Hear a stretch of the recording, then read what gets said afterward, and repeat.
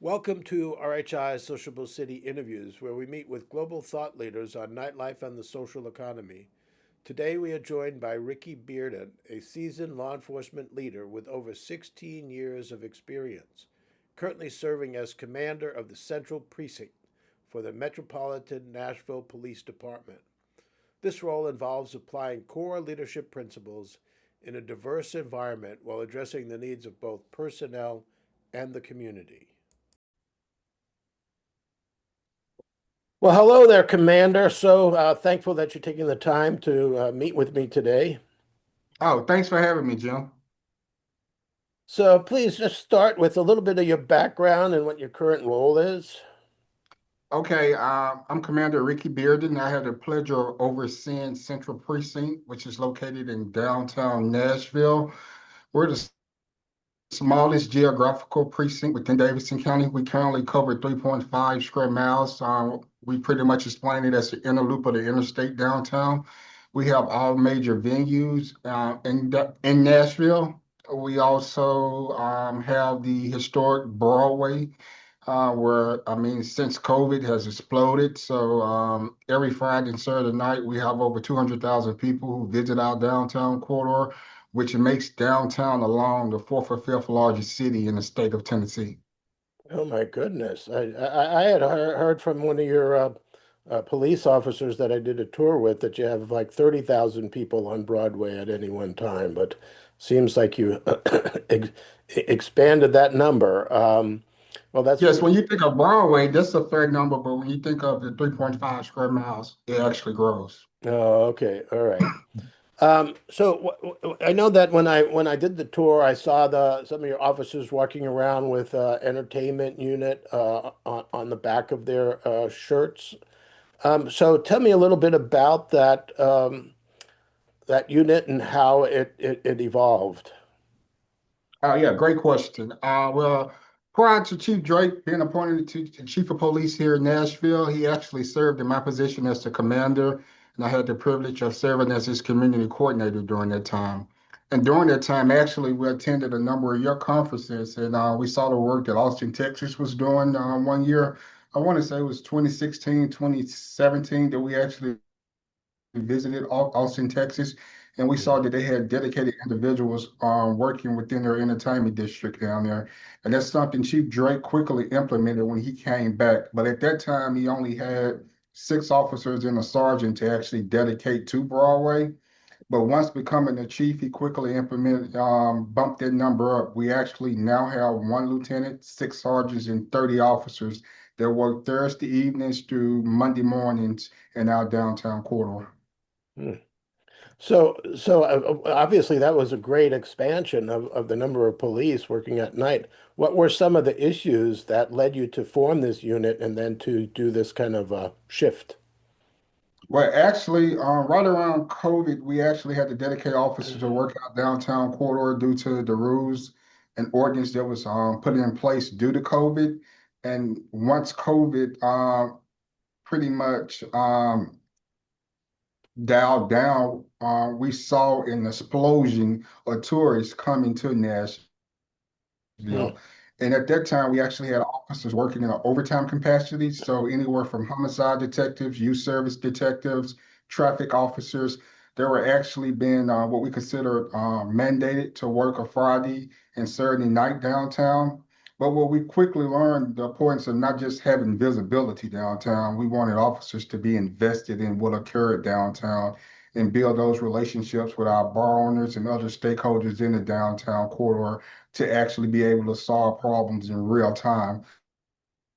So that was one of the great things about actually expanding this unit and making it a permanent job for officers. So that's a really interesting point that you bring up, and we often find this, a lot of times the solution to nightlife problems is just to put more police on the street, but they're often just assigned. They don't necessarily want to be there, and they're not necessarily the most qualified to interact with the public, where, you have a lot of people out having a good time. Some have been drinking, and you don't want that kind of black and white approach to policing. You have to have somebody who can work in the gray area, and adapt to the circumstances. So do you have some particular criteria or ways in which you pick the officers that are assigned? Is there something that you want to look for? No, actually, once you graduate the academy and make what we call PO2 status here, and you civil service protected, any officer can elect to actually bid for this job downtown. But once you actually get assigned to the entertainment district unit, every year we have what we consider entertainment district orientation, where we have many of our stakeholder and other metro agencies that we work with on a nightly basis come in and explain their role in the downtown corridor and explain the importance of the partnerships that we have with them so those officers can learn those individuals on a personal level. So when challenges do occur, they're not just calling an agency, but they're calling an individual that they have a rapport with now to actually solve those issues. And it's been great since uh, the entertainment district unit came online, actually February of 2023. Mm. And since that time period, Jim, I can tell you, we've seen a reduction in crime year over year. We're experiencing now a 5.7 reduction in crime in the downtown corridor, a 9% violent crime reduction, and that's been since the implementation of the entertainment district unit. So you mentioned different agencies. I know you have fire, but I just interviewed Diana from the Department of Transportation, and I never heard anybody speak to how her department coordinates in a lot of your crowd management and strategic planning and mobility movement and everything else. I mean, I've never seen the Department of Transportation be part of this unit, but you also have fire. Are there any other agencies that you work with more directly, as you mentioned just previously? Yeah, we have Ben McDonough, the Office of Nightlife, and also Kelly Cappen, who works in this office that we work with pretty much on a daily basis, not the weekends. Diana with NDOT. We also work with our fire department and any other agencies. The health department, they come in and do health compliance checks on food trucks and venues within the downtown corridor. So it's all hands on deck approach when it comes to the safety of downtown Nashville. Yeah, you brought up the food trucks, and I know when I did my tour with Benton, and and we walked around. I know he pointed out that sometimes the food trucks are becoming a nighttime safety, not just from a public health in the way they're disposing of waste, but also just the crowds and the congestion and the situations that occur. So can you tell me a little bit more about the food truck program and how you're beginning to interact with them to try to make it a good amenity for people at night and closing so they could get something to eat, but not necessarily be disruptive? It's meeting people where they are. So first, we want to go out and engage these individuals and educate them on the ordinance and laws within the state of Tennessee. But also, what we're doing now is we've seen an increase in food trucks in the downtown corridor. I tell anybody, if it can happen, it'll happen on Broadway in the downtown Nashville. So it's one of those things with the large crowds we see, people think it's a great investment to actually have food trucks down here. So what we're trying to do now is get more regulations with the food trucks. We're working with our partners at the fire department, also Metro Health and Metro Legal. And once we can tie everything together and we can pull them into the room and have a conversation with them to get their input on what they're seeing because we don't want to put anything in front of them that they feel like that isn't fair or overbearing. So it's one of those things we definitely believe in working with our stakeholders down here. But we have large crowds that gather in these parking lots to actually taste the food, which is a great thing. However, the late hours that these food trucks stay open, typically they stay open later than the bars that cause a challenge once the entertainment district unit goes offline.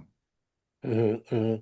So, so you're trying to get them more engaged, get to understand how they operate and what their priorities are, but also to put them in touch, like you're doing with your officers when they're trained, the different agencies that they have to work with, like the health department and fire. And I'm sure if they're using parking lots, rate restrictions on what they can do in private versus public space.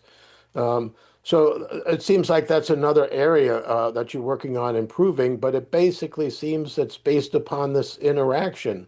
Now, I know when I was in Nashville, I attended a meeting and there were a number of venue operators there, and I think some of their security staff.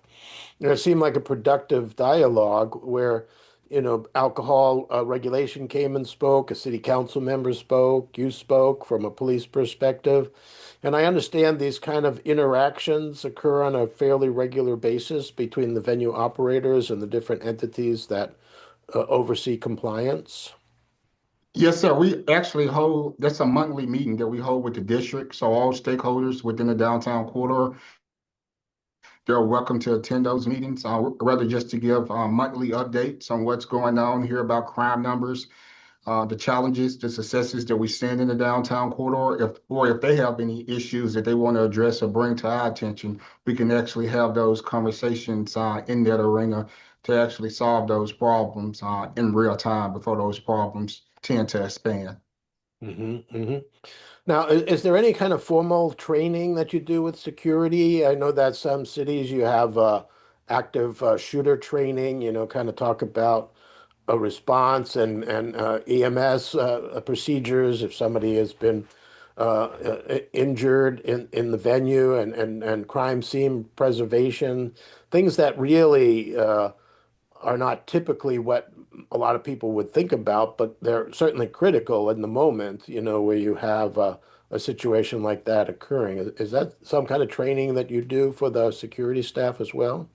Yes, sir. Actually, and we took it a step further a year ago. We actually started doing tabletop exercises with stakeholders downtown to see a real response and what to expect, not only from the police side, but also the fire side. The information we'll be looking for them to provide us should we have to respond to their locations. I also have officers and supervisors here at Central Precinct who is trained in active aggressive training, active shooter training.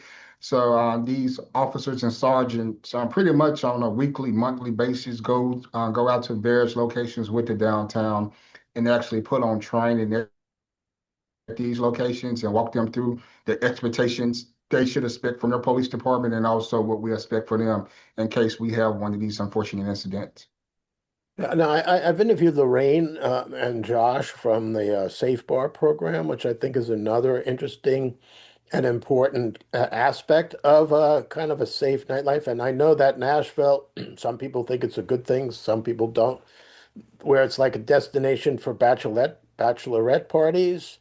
And so you have large groups of women and they're out there having a good time. But it seems like all of the initiatives that you've been putting into place really create an atmosphere for women who might typically be more concerned about their safety that you're actually putting into place with the Safe Bar program and the other initiatives that you have.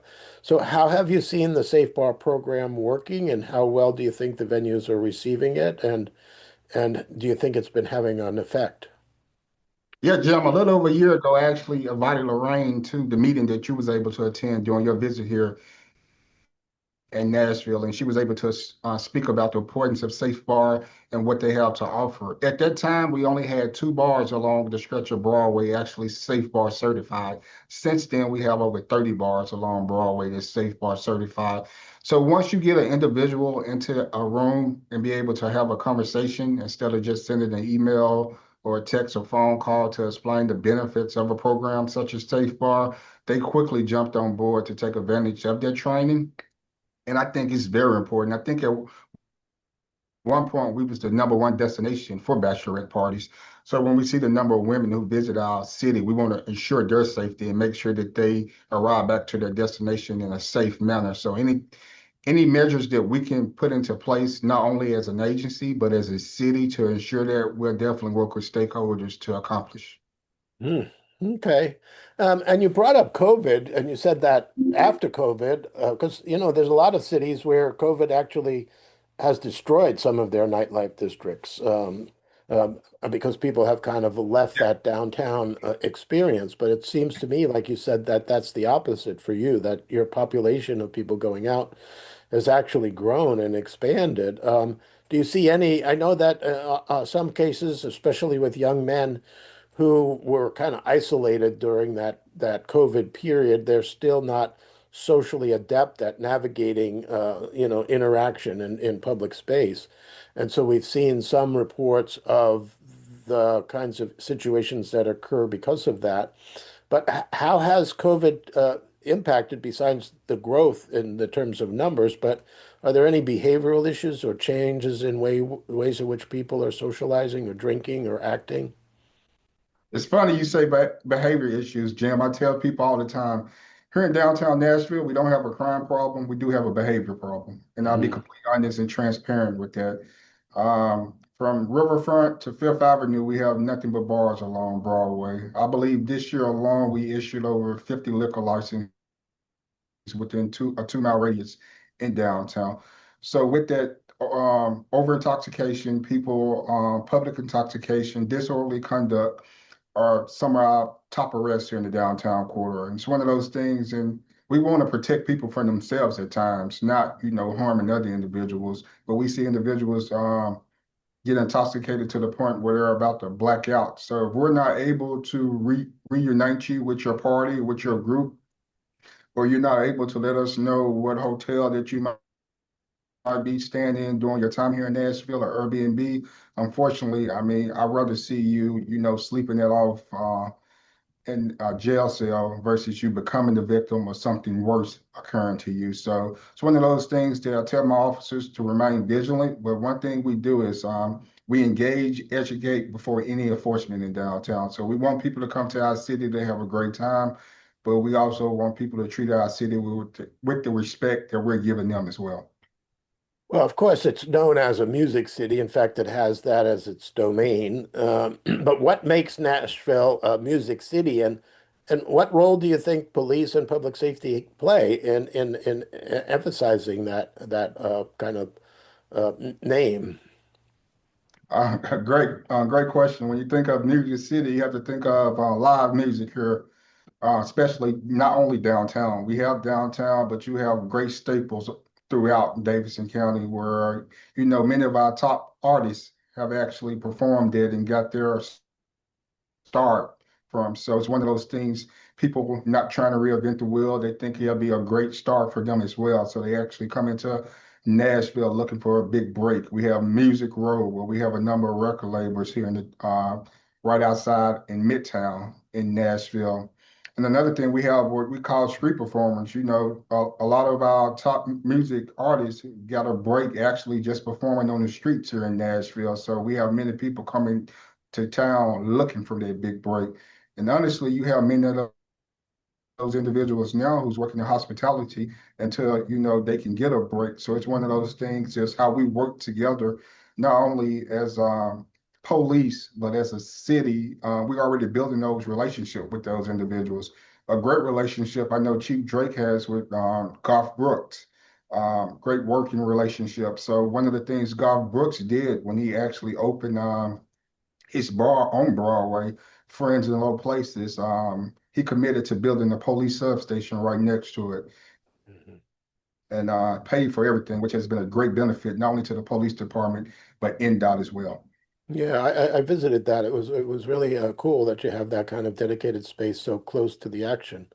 Well, this has been a great interview. I really appreciate all the knowledge and everything that you've brought with your experience, and I'm looking forward to being back in Nashville. Look forward to having you, Jim. Okay.